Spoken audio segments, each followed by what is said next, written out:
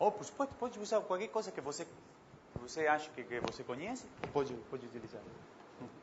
Mas sim.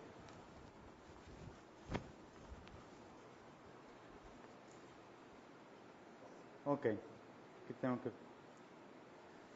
Ok, vamos começar devagar a falar sobre representações da álgebra de Lie. Até agora estou utilizando como representação um mapa, aquele mapa de álgebras de Lie de G a GLB. Quando eu falo de representações, eu pego um mapa de G a GLB.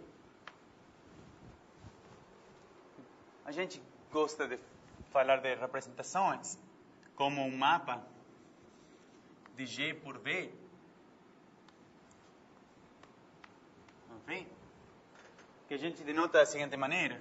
Se pega um A em G e um V, um vetor em espaço vetorial V, esse cara aqui é AV.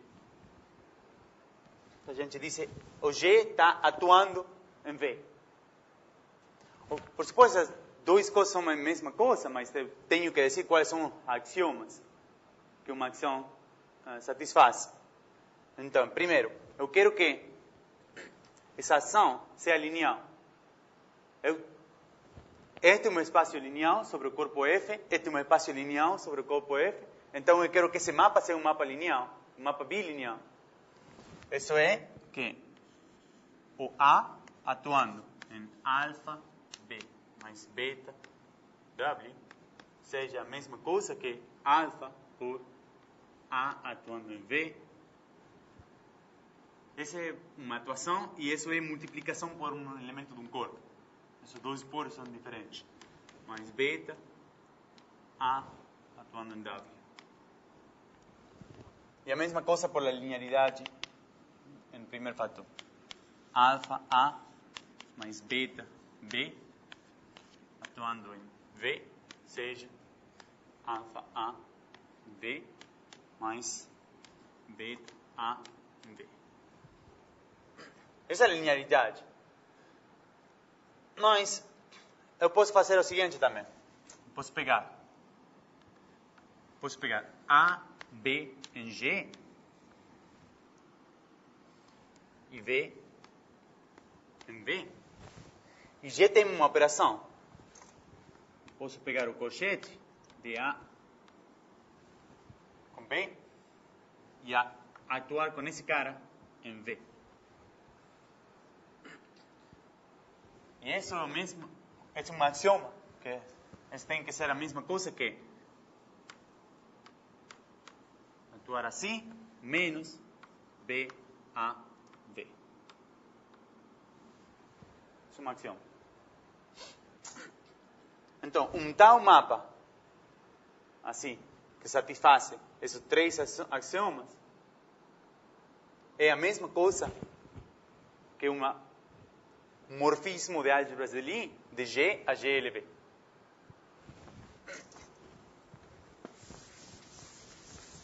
Você me dá um tal mapa.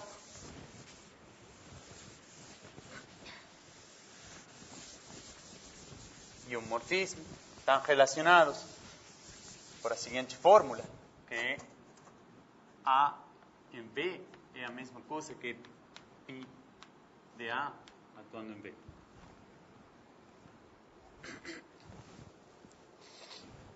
Se você conhece um lado, conhece o outro. Eu acho que o fato que é um morfismo de álgebra de Lie é esse axioma aqui, que preserva o cochete. Esse aqui é o cochete em GLB, e esse aqui é o cochete na álgebra G. Mas quando você tem quando eu falo de representações, a menos que diga o contrário, a dimensão de V vai ser finita.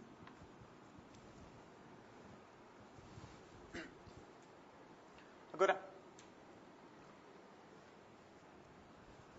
se V é uma representação,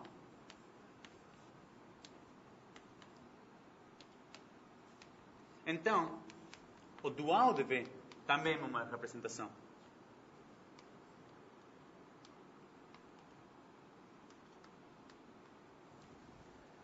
Como é tal coisa? Ok? Então, pegue um F em V dual. Um A em G. Você define A de F. Esse cara tem que estar no V dual. Então, isso é evaluado no vector V. Por definição, é menos F de A de V.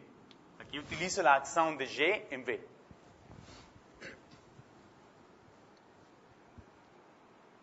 Vamos controlar que isso é uma representação.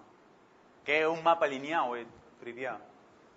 Mas, se você pega A, colchete, V, em F, evalua esse cara em V, por definição, isso é menos F de A, colchete, B, em V, mais V, esse V é uma representação, então isso é menos F de A, B, B, salud, menos B, A, V,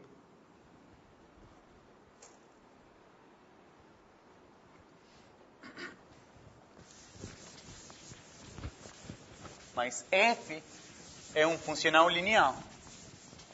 Então,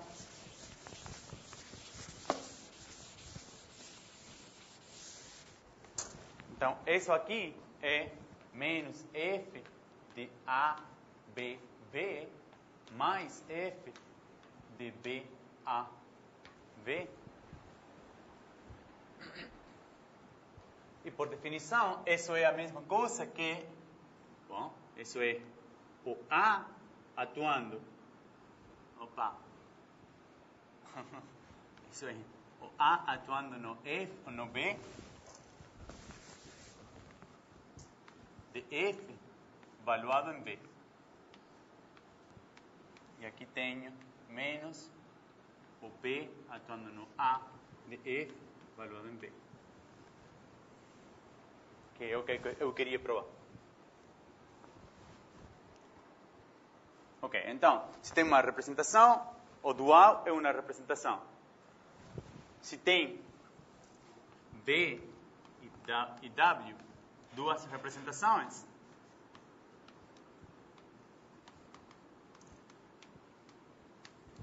então, V, a suma direita deles, também é uma representação.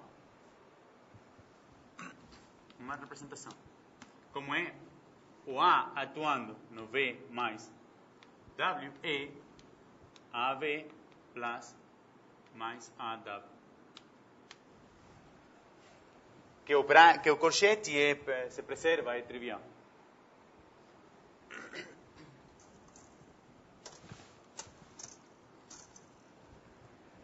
Uma outra coisa que também pode fazer é tomar o produto tensorial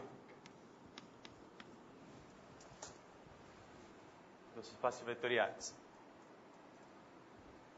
Isso não é tão trivial que o A atuando no V tensor W, isso é AV tensor W plus V tensor AW. Vamos controlar que o colchete se preserve.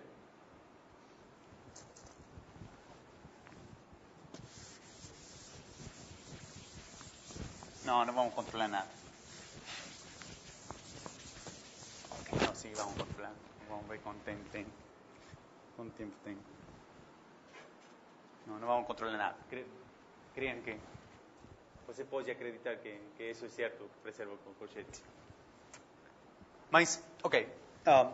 Você pode também controlar todos os espaços de morfismos lineares entre duas representações. É um espaço vetorial de dimensão finita. É também uma representação.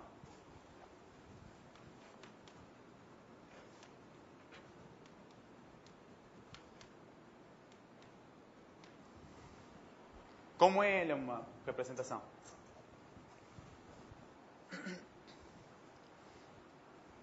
Ok? Então, se você pega um F aqui, vamos fazer algo similar com o que era com o dual. Você pega um F aqui, eu quero construir A de F, e isso tem que ser um morfismo. Esse tem que ser um morfismo de V a W. Então, para cada V tem que dar-me um W. Eu posso definir a seguinte coisa. Eu posso pegar F de V, é um cara em W, e atuar com A. Mas isso não dá uma representação. Não dá uma representação interessante. Eu posso subtrair o F de A em V. Esse é um outro vetor em W. Então, a diferença em W. Esse é um vetor de W. Ok. Vamos controlar que isso é uma representação. Quero controlar isso. Ok. É a mesma coisa que fizemos aqui.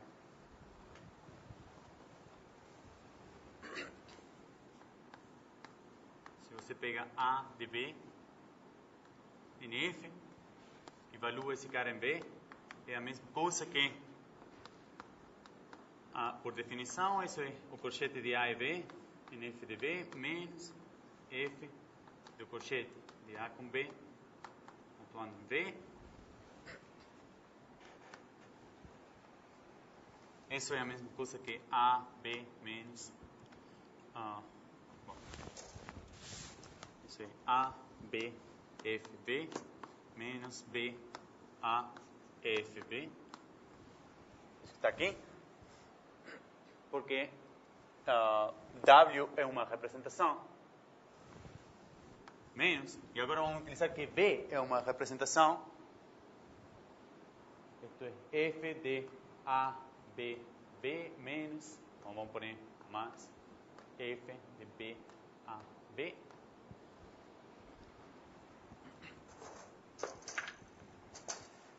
Mas esse cara e esse menos esse cara é a mesma coisa que A em B de F, esse cara em V, menos, e agora tenho B em A em F, esse cara de B. Que é o que eu queria provar. O problema é que agora tem duas definições de produto tensorial e de dual mesmo. E tenho que controlar que são a mesma coisa.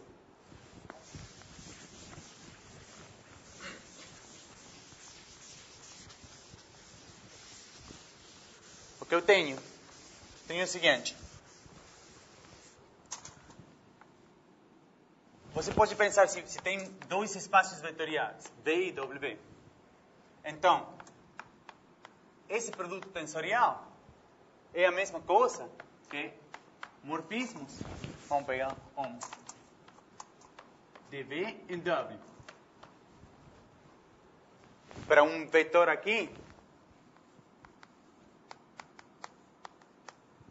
digamos que tem um vetor aqui, você consegue pegar o F, que por definição é, vamos chamar de acá um vetor A. O F, por definição, é A. Então aqui utilizo o pairing, o par entre V e V dual. Então, esses dois caras são naturalmente isomorfos para espaços vetoriais de dimensão finita. Mas o problema é que se V e W são duas representações, eu tenho duas definições diferentes de que o que é a representação aqui e a representação acá. A priori são diferentes. Tem que provar que são a mesma coisa. Tenho essa definição aqui e tenho essa outra definição como morfismos de V a W. Tenho que provar que é a mesma, que esse isomorfismo aqui é um isomorfismo de representações. Para isso, eu tenho que definir que é o que é um isomorfismo de representações. Vamos fazer isso. Mas, primeiro, observem que o V dual é, por definição, os morfismos de V em F. Sim. O del isomorfismo entre V dual W e home VW. Ok. Eu quero fazer o seguinte. Supongamos que você me dá um vetor aqui de V dual tensor W. Ok?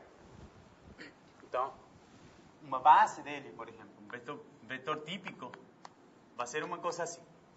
Esse cara pertence a V dual, chamémosle F. Esse cara em V dual, esse cara em W. Um vetor genérico desse espaço é uma suma de vetores dessa forma. Ok?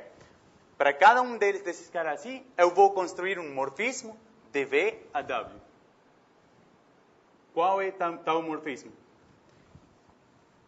Eu vou chamá-lo dessa forma. E para cada vetor V, você pode fazer o seguinte. Tome F em V, é um número no corpo, multiplique por W. Esse é um mapa linear de V dual tensor W a homomorfismo de V em W. Esse mapa é um isomorfismo. Isso é um exercício de álgebra linear. Mas aqui é complicado que é essa coisa quando os espaços são de dimensão infinita. Então, piensa em dimensão finita. É um isomorfismo de dimensão finita. Em particular, V dual é a mesma coisa que V dual tensor o corpo, que é a mesma coisa que os morfismos de V ao corpo. Essa é a definição de que é o dual de um espaço vetorial. Então, ao menos, verifiquemos que essa representação é a mesma coisa que essa representação. Então, a primeira coisa para notar é que uma representação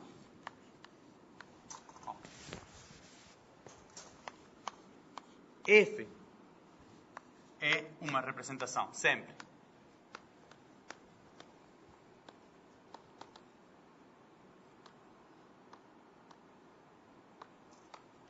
De G. Qual é a representação? Tome A alfa igual 0. Isso é uma representação. Isso satisfaz todos os axiomas. A ação é 0. Isso corresponde ao mapa de G em GLV, em GLF, 0. Isso é uma representação. Então, tenho V uma representação, F uma representação. Então, home de V a F é uma representação. Qual é a representação? Ok. Para cada F em B, eu pego F de B. Esse cara está agora em K, no corpo. Atua por A, mas esse cara agora é 0. Por definição. Menos F de A por B. Essa é a definição do dual. Isso explica também por que eu... Então, as duas definições que eu tenho para V dual e para home de V em F são a mesma coisa.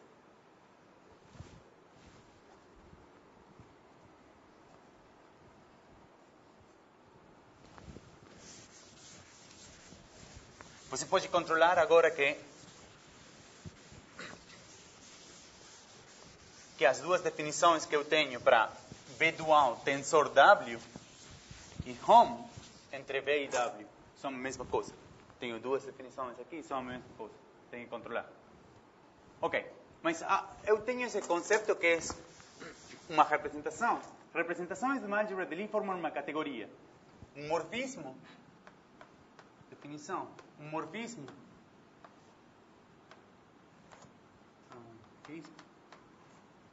entre duas representações, ou seja, F de V em W, é um mapa linear.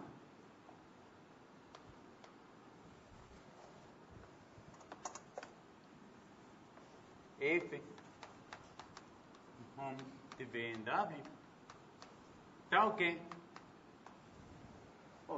que comuta com uma ação de G. Como é isso? Se você pega um A em G, V em V,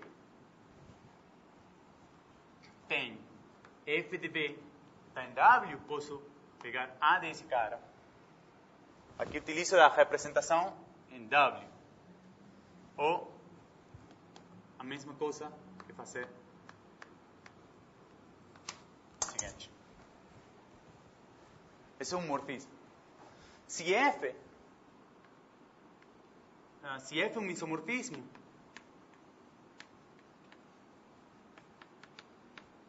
isomorfismos são, não sei como se escreve são, mas é assim?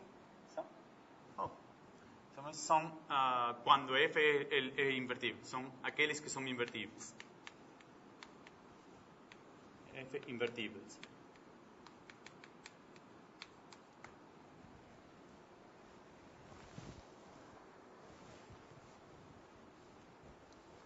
Ok.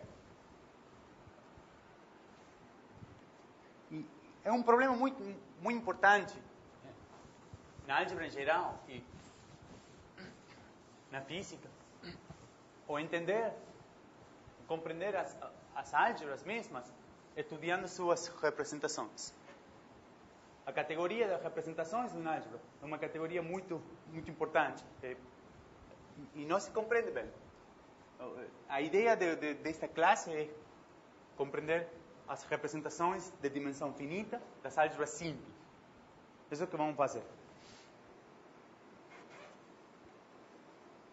Ok. Então,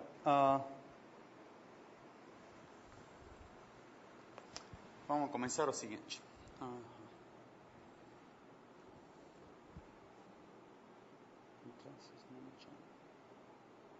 Ok. Então vamos começar o estudo das representações. A primeira coisa para notar é a seguinte. Se eu tenho G semisimples, você lembra que a gente provou que a Killing form de G é não degenerada?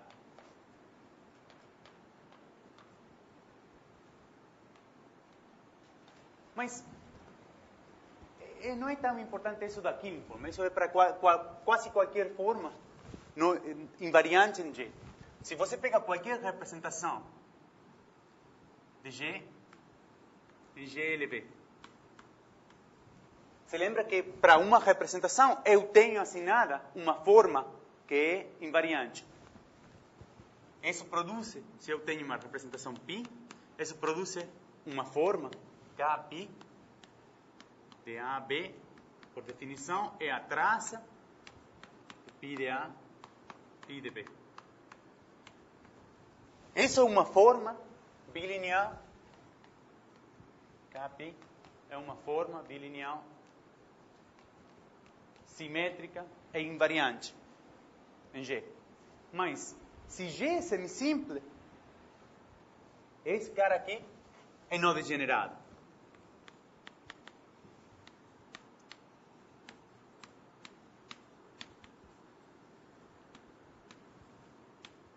E a prova é a mesma que para Killing form.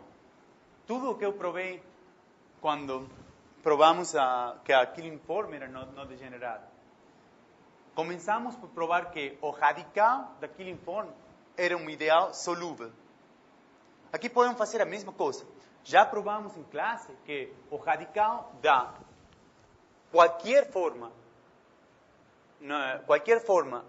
invariante é um ideal.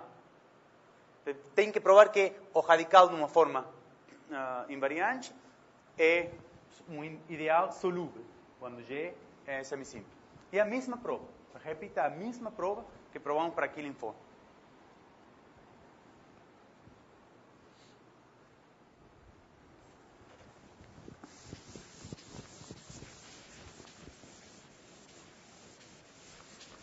Então, isso produz muitas formas. Para as álgebras semisimples, isso produz muitas formas não degeneradas.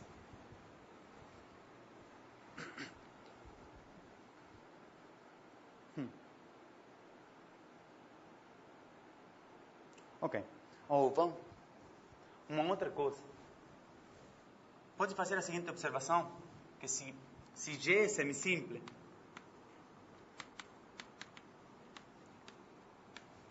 você pega uma representação de G,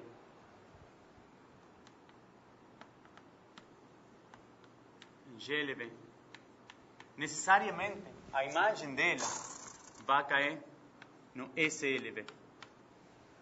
Está claro por quê? Alguém pode dizer por quê? Porque a representação de G tem que ser por elementos de traça zero. Quando G é semisimple.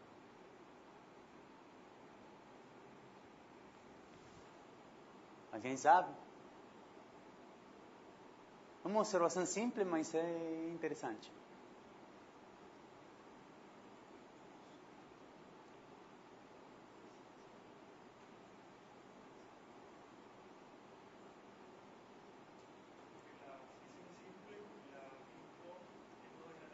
Ajá.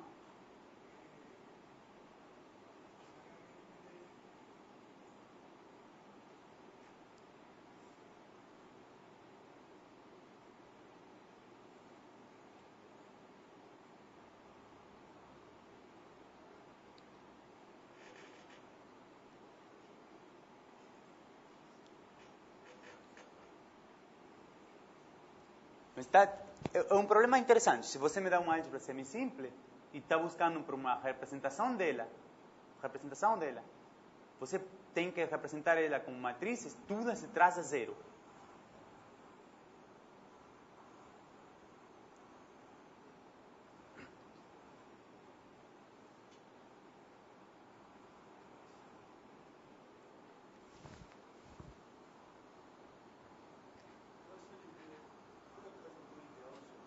Desculpa.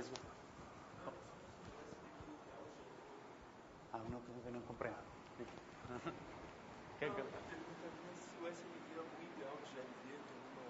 Ou se SLB é algum ideal de GLB. Isso é certo. A gente já... É uma boa observação. E é relevante. SLB é um espaço de codimensão 1 no GLB. Qualquer espaço com dimensão 1, a gente já sabe. Mas, mais algum. A álgebra derivada de GLB é o SLB. Você lembra que, se você pegar o corchete de duas matrizes, sempre tem traça zero. Isso é porque a traça de A por B é a traça de B por A. Então, o SLB é a álgebra derivada de GLB, que é um ideal em GLB. Mas, e agora?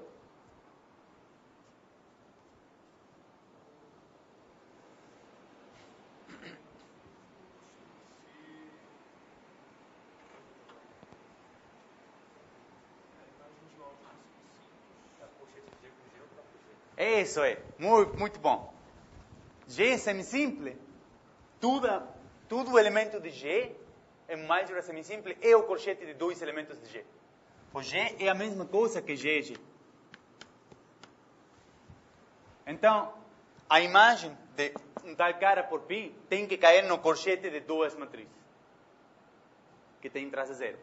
Mas a informação importante disto é que qualquer representação de uma álgebra de Lie semisimple em um espaço vetorial de dimensão 1 é trivial. É um remarque muito simples, mas é importante. Uma representação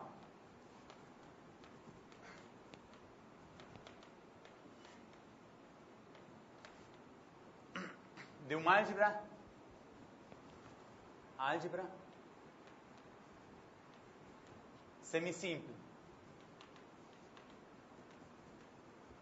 G em um espaço em V de dimensão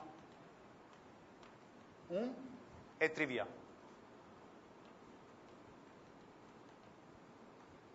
Ou seja, a ação de A com B é zero.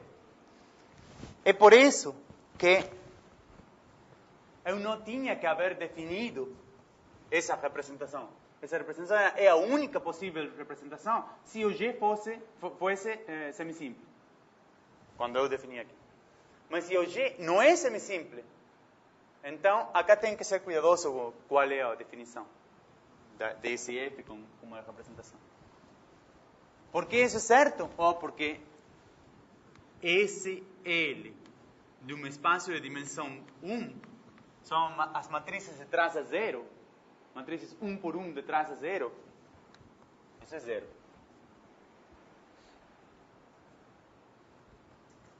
Ok.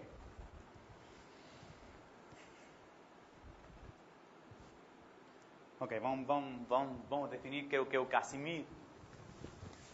Eu vou definir agora que é um operador que se chama o Casimir, mas quando a gente estude que é a álgebra universal envolvente de uma álgebra de Lie, vamos a voltar a definir isso. Agora vai ser um elemento, um operador em uma representação de uma álgebra. Se você pega uma álgebra G, uma representação dela, em GLB, seja π, tal cá, e seja B,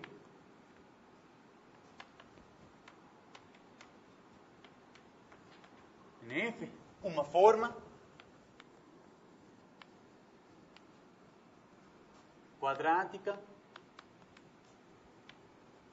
com C ou com Q? Com Q? Esta vez falei que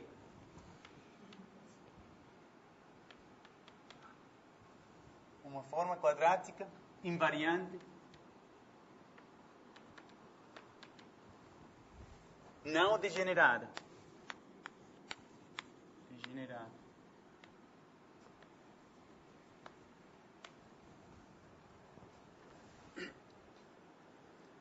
Então, pegue uma base. Veja. AI, uma base de G.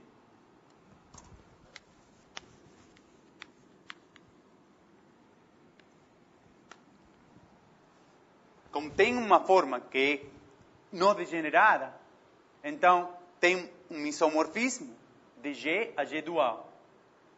B induz um isomorfismo de G a G dual.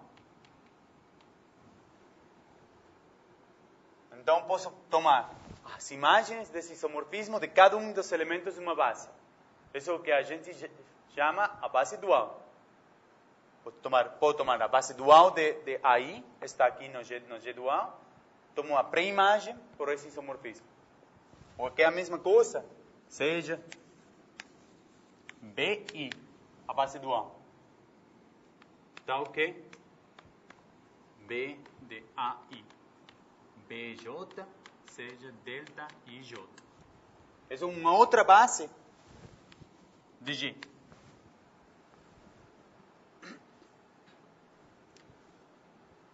Eu posso construir o seguinte cara. C depende de a base, vamos a olvidar da base por um minuto, mas depende de a forma B que eu peguei e depende da representação π. Vai ser a suma sobre I igual 1 até a dimensão de G do π de AI, π de BI. Esse cara aqui é um endomorfismo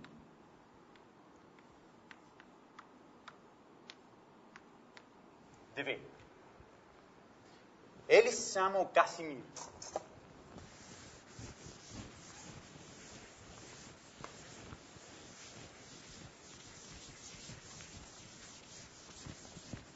Ele é CBπ, é o Casimir.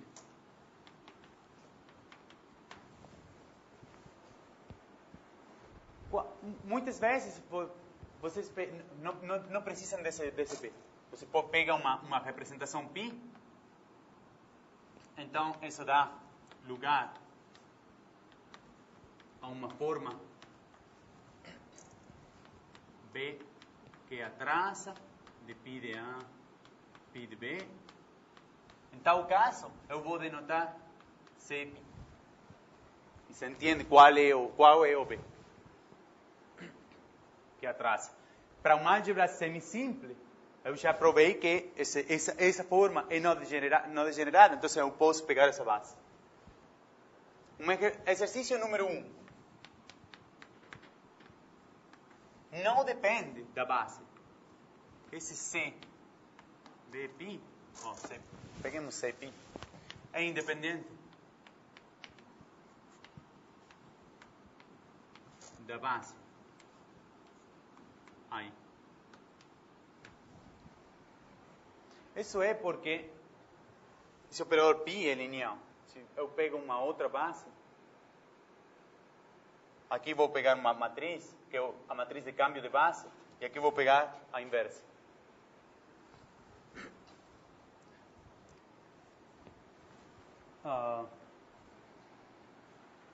A propriedade mais importante desse Casimir é que ele comuta com todos os elementos de G.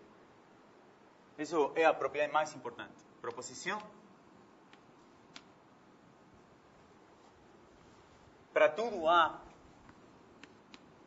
em G,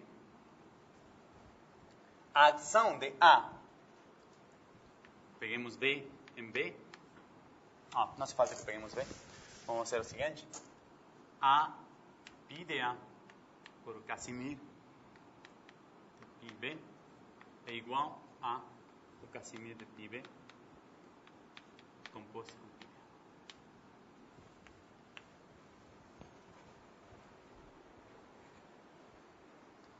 O que é a mesma coisa? Esse Casimir é um morfismo de representações de V em V. É um endomorfismo de V, então é um morfismo linear de V em si mesmo. V é uma representação e a condição que um morfismo linear comuta com todos os elementos de G, essa era a condição de ser um morfismo de representações. O Casimir é sempre um morfismo de representações de V em ele mesmo. Ok, vamos provar essa coisa aqui. Opa, está sentado. Ok, vamos provar isso.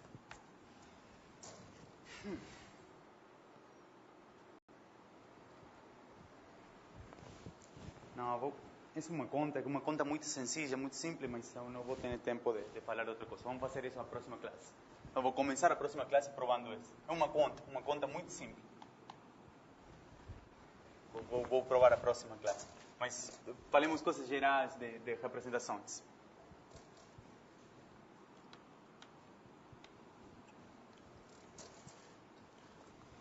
Seja F de V em W um morfismo de representações.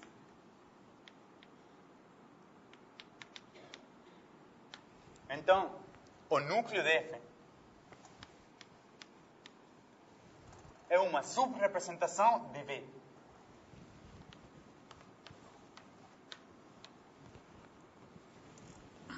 É um subespaço estável. Ou seja, G no kernel de F está no kernel de F. Isso é, por definição, isso é uma subrepresentação da representação V.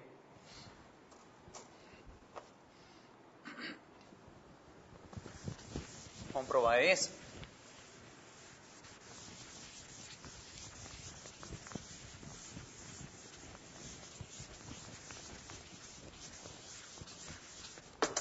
Vamos provar isso. Então, se você tem V no kernel de F, eu quero ver que para tudo A em G, A por V está no kernel de F.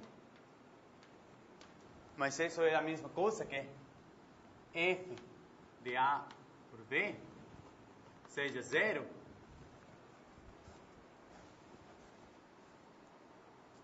Mas F é um morfismo de representações.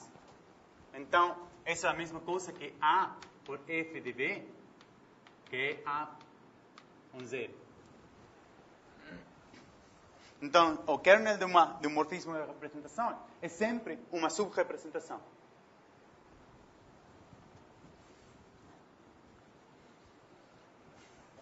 A imagem também, mas eu acho que não vamos precisar isso agora. Ok. O que mais quero dizer agora? Se tem um morfismo, o kernel é uma subrepresentação. Definição. Uma representação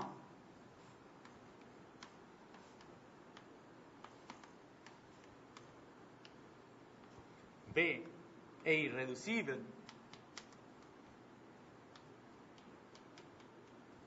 ou como se escreve em português, se os únicos subespacios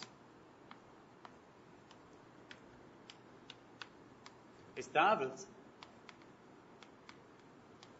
são o 0 e B.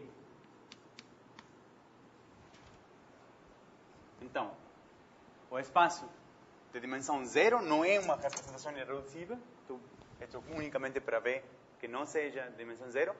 A representação de dimensão 1 é a representação trivial, mas é irreducível. Note que se você pega uma álgebra G, toma a representação adjunta, quais são os espaços, subespacios estáveis na representação adjunta? Que são eles? Exato. Então, se você pega da adjunta de G a GLG, um subespaço que seja estável por G, por definição, é um ideal. Então, G é simples se a representação adjunta é simples, é irreducível. Se e solo se a representação adjunta é irreducível. Excepto o problema é que a álgebra comutativa de dimensão 1 eu defini como que não era simples. Esse é o único caso que está fora dessa. E se uma representação se diz completamente reducível,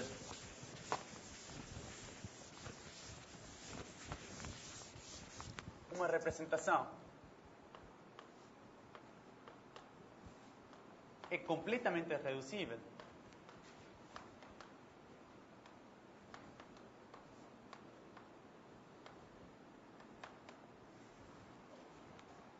se para tudo W em B que seja estável, existe um W' em B estável,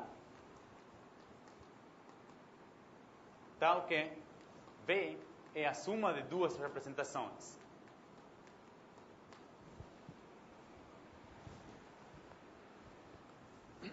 Então, note que se a dimensão de B é finita, por indução, isso implica que o V,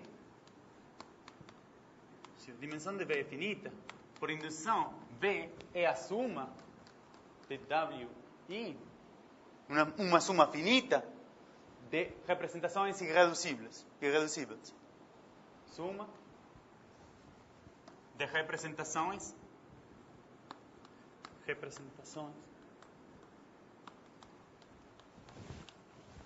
irreducíveis. Em particular, G simple é uma representação irreducível, como sua representação adjunta é uma representação irreducível, e G semisimple é uma representação completamente reducível, porque é a suma de sus simples, que são irreducíveis. Entonces la adjunta de Y semisimple es completamente reducible.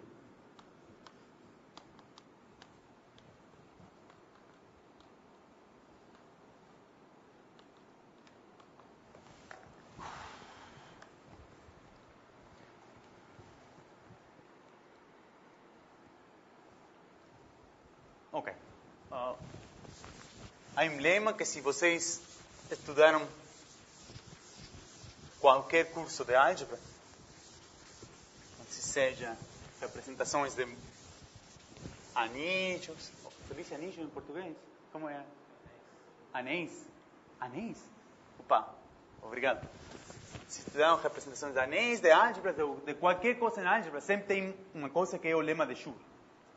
O lema de Schur diz que lema de Schur. Esse diz que se você tem V e W, duas representações irreducíveis,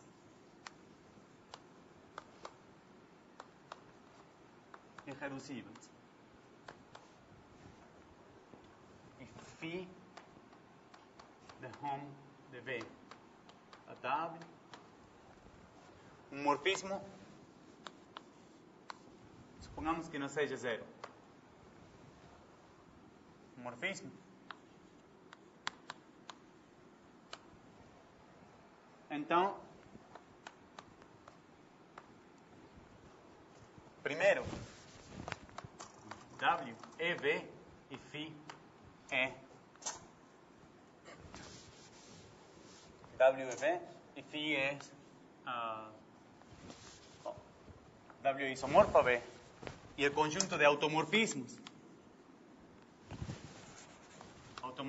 de V, ou seja, todos os operadores de V em V que comutam com a ação de G, é o corpo por a identidade. Ou seja, se você tem duas representações irreducíveis, não há nenhum morfismo entre elas, exceto o zero. E se você pegar a mesma representação, um morfismo de V em V, tem que ser um múltiplo da identidade. Não há mais. Isso passa em álgebra para qualquer coisa. Qualquer representação de qualquer coisa, isso aqui acontece. A prova é muito simples. É um lema muito trivial. O kernel de φ é um submódulo, uma subrepresentação de V. Então, esse caráter tem que ser o zero ou tudo bem. Como a representação não é zero, esse caráter tem que ser zero. Isso implica, porque V é irreducível. Isso implica φ é 1. A imagem de φ é uma subrepresentação de W. Se a imagem não pode ser zero, porque o morfismo seria zero, então a imagem tem que ser tudo. Então o morfismo é invertível.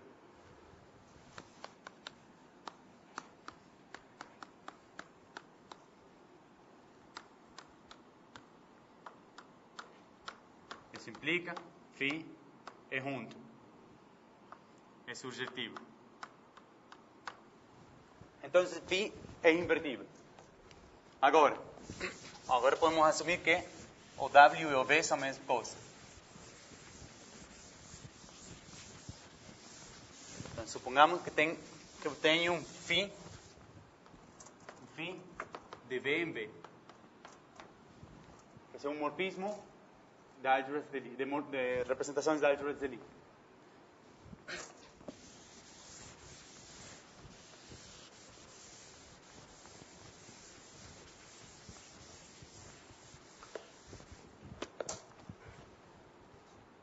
Ok. Esse cara aí é invertível. Isso é o que acabamos de provar. Mas pode ser qualquer coisa invertível a priori. Não tem por que ser um múltiplo da identidade. Mas, se eu pego esse cara por identidade, com lambda no corpo,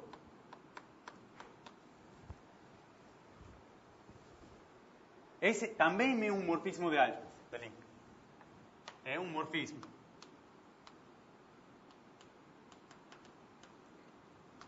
Esse é um exercício muito simples. Que a identidade e o morfismo de representações, está claro. Que a suma de dois morfismos é um morfismo de representações, é fácil. Então, esse é um morfismo de representações. Se eu tenho um operador que é invertível, pegue lambda que seja um autovalor. Então, esse tem que ser um morfismo, tem que ser invertível. Mas se lambda é um autovalor, esse não pode ser invertível. A menos que φ seja igual a lambda por a identidade. Por quê? Porque se este é um morfismo, é o mesmo lema que provei antes, diz que, então, é invertível. Para tudo lambda. Em particular, se lambda é um autovalor, esse cara ou é invertível ou é zero. Invertível ou zero. Se lambda é um autovalor, não é invertível por definição, então tem que ser zero. Ok. Vou dar como exercício novamente, porque eu acho que ninguém fez isso. Não li ainda o trabalho de vocês. Mas utilize isso e computem, calculem o centro da SLB e da SOB. Que o centro é uma matriz que comuta com todos os operadores. Esse tipo de teorema, que é o que está falando esse teorema? Esse teorema diz que se você busca, tem uma álgebra de Lie adentro de GLB. Supongamos que B é uma representação irreducível. É decir, que você pode ir de qualquer vector a qualquer outro, actuando por esse elemento da álgebra de Lie. Por exemplo, SLB me deixa fazer uma coisa assim em B. Então, a ideia é que se eu tenho uma matriz qualquer que comuta com todos os elementos da álgebra de Lie, essa matriz tem que ser diagonal, tem que ser um múltiplo de identidade. Acabo de provar qual é o centro de SLB. Ok, vamos terminar a prova essa que não fiz a vez que vem. Mas, cara, tem que falar comigo, porque eu acho que em sério estão perdidos. Tem que decidir se quer que fale mais lentamente ou se quer que volte para trás e comecemos de zero. Porque a coisa se vai poner complicada quando passemos a espaços de peso, de espaços de raízes.